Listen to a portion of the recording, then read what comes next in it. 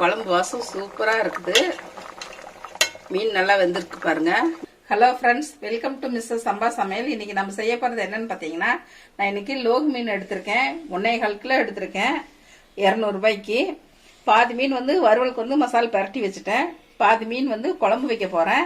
குழம்பு வந்து முதவே வீடியோ போட்டிருக்கேன். இது வித்தியாசமான முறையில் இன்னொரு மீன் குழம்பு உங்களுக்கு செஞ்சு காட்டுறேன். இப்படியும் செஞ்சு சாப்பிட்டு பாருங்க, ரொம்ப நல்லா இருக்கும். 2 நாள் வச்சு சாப்பிட்டாலும் குழம்பு சூப்பராக இருக்கும். இதுக்கு தேவையான பொருள் என்னென்னு பார்க்கலாம். வீடியோக்குள்ள போகலாம் வாங்க. சின்ன வெங்காயம் வந்து 1/2 கிலோ உளிச்சு வச்சுருக்கேன். இந்த மீன் குழம்புக்கு பார்த்தீங்கன்னா ரொம்ப டேஸ்ட்டை கொடுக்கறது வந்து சின்ன வெங்காயம் தான். இதில் வந்து புளி வந்து பாதி புளிப்புக்கு எடுத்துக்கலாம், மீதி வந்து தக்காளி புளிப்பு தான் தேவை. இதுக்கு ஒரு 3 நாட்டு தக்காளி எடுத்திருக்கேன். புளி வந்து இந்த சைஸ் எடுத்து நல்லா கரைச்சி வச்சுருக்கேன். குழம்பு தாளிக்கிறதுக்கு பூண்டு வந்து ஒரு கட்டி உளிச்சு வச்சுருக்கேன். சின்ன வெங்காயம் கொஞ்சம் வந்து எடுத்து வச்சுருக்கேன் உளிச்சு. இப்போ இந்த வெங்காயத்தெல்லாம் நம்ம வதக்கி ஆற விட்டு அரைச்சிடலாம். வெங்காயம் வதக்கிறதுக்கு ஒரு 3 ஸ்பூன் ஆயில் ஊற்றிடலாம். ஆயில் லைட்டாக சூடாகட்டும். இப்போ உளிச்சு வச்ச வெங்காயத்தை போட்டுடலாம். இந்த வெங்காயமும் பார்த்தீங்கன்னா நல்லா வதங்கிடணும். அப்போ குழம்பு ரொம்ப டேஸ்ட்டாக இருக்கும், கெட்டு போகாமல் இருக்கும்.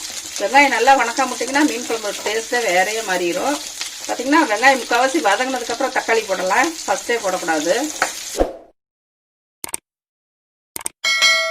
வெங்காயம் நல்லா முக்கால் பதம் வதங்கிருச்சு.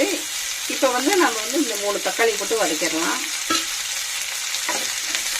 கட் பண்ணி போடாமல் இப்படியே முழுசாக போடுங்க, இல்லாட்டி சீக்கிரம் அடி பிடிச்சிடும் தக்காளி. கொஞ்ச நேரம் வதங்கினா போதும். தக்காளி நல்லா வதக்கிடலாம் வெங்காயத்தை. வெங்காயம் தக்காளி நல்லா வதங்கிடுச்சு. குழம்பு மிளகாத்தூள் வீட்டில் அரைச்சிது, அது ஒரு 3 ஸ்பூன் போடலாம். இந்த வெங்காயத்தோடனா பிரட்டிட்டோம்னாக்கா குழம்பு டேஸ்ட்டாக இருக்கும்.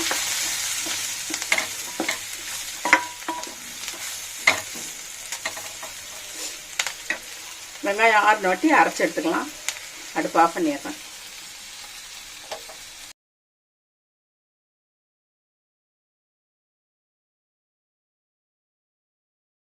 வெங்காயம் நல்லா அரிச்சு இப்போ அரைச்சி எடுத்துடலாம்.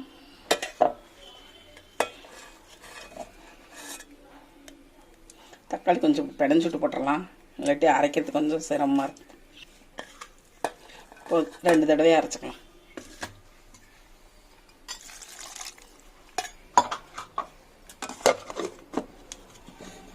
நம்ம அரைச்சதை வந்து கரைச்சி வச்ச புளியிலேயே ஊற்றிக்கலாம். நம்ம அரைச்ச வெங்காயம் தக்காளி வந்து புளி தண்ணியில் ஊற்றிருக்கோம். இப்போ வந்து மஞ்சத்தூள் 1/2 ஸ்பூன் போட்டுக்கலாம். உப்பு தேவையான அளவு போட்டுடலாம். இப்போ எல்லாம் ஒன்றா ஊற்றி கரைச்சிருங்க. குழம்பு பார்த்தீங்கன்னா இந்த அளவு கரைச்சிக்குங்க. இப்போ வந்து புளி உப்பு எல்லாம் காரம் சரியாக இருக்கா வாயில் வச்சு பார்த்துக்குங்க. உப்பு கொஞ்சம் பத்தல போட்டுக்கலாம். வெங்காயம் தக்காளி அரைச்சதுலேயே புளி மிளகாத்தூள் மஞ்சத்தூள் எல்லாம் போட்டிருக்கிறோம். இப்படி கரைச்சி விட்டுக்க நம்ம தாளிச்சிட்டோம்னா குழம்பு டேஸ்ட்டாக இருக்கும். இப்போ குழம்பு வந்து தாளிச்சு விட்டுறலாம். குண்டா காஞ்சிச்சு, ஆயில் ஊற்றிடலாம். ஒரு 4 ஸ்பூன் ஊற்றுங்க. மீன் குழம்பு கொஞ்சம் சேர்த்து ஊற்றினா ரொம்ப டேஸ்ட்டாக இருக்கும். மீன் குழம்புக்கு வெந்தயம் தாளிச்சா நல்லாயிருக்கும். 1/2 ஸ்பூன் வெந்தயம் போட்டுக்கலாம். 1/2 ஸ்பூன் சோம்பு போட்டுக்கலாம். 2 பொரிஞ்சிருச்சு. இப்போ வந்து உளிச்சு வச்ச பூண்டு வெங்காயத்தையும் போட்டு வதக்கிடலாம். கருவேப்பிலையும் போட்டுருங்க. இப்போ மீன் குழம்புக்கு நாட்டு பூண்டு போட்டிங்கன்னா நல்லாயிருக்கும், மலை பூண்டு அவ்வளோ டேஸ்ட் இருக்காது. இப்போ வதங்கிடுச்சு. நம்ம கரைச்சி வச்சதெல்லாம் ஊற்றிடலாம்.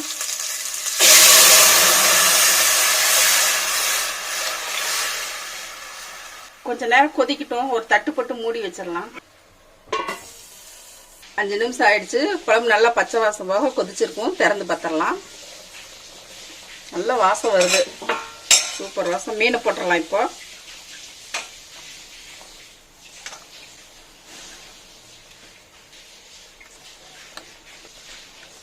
வறுவலுக்கு கம்மியாக எடுத்துட்டு குழம்பு கொஞ்சம் அதிகமாக போட்டோம். மீன் வந்து ஒரு 5 நிமிஷத்தில் வெந்துடும்.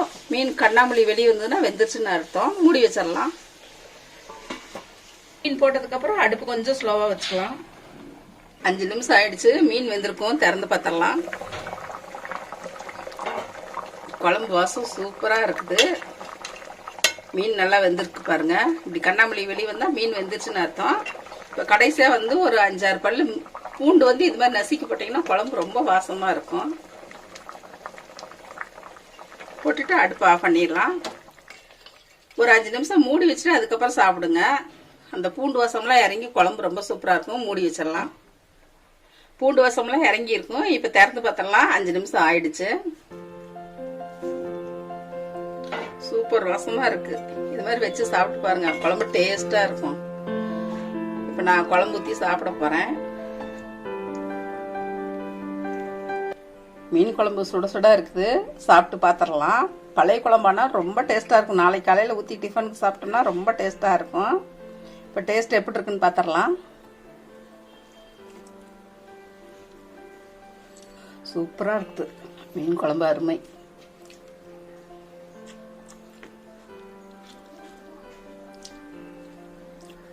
உப்பு கார புளிப்பு எல்லாம் கரெக்டாக இருக்குது.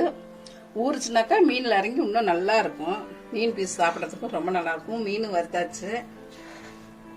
நீங்களும் எல்லாரும் உங்க வீட்டில் செஞ்சு சாப்பிட்டு பாருங்க.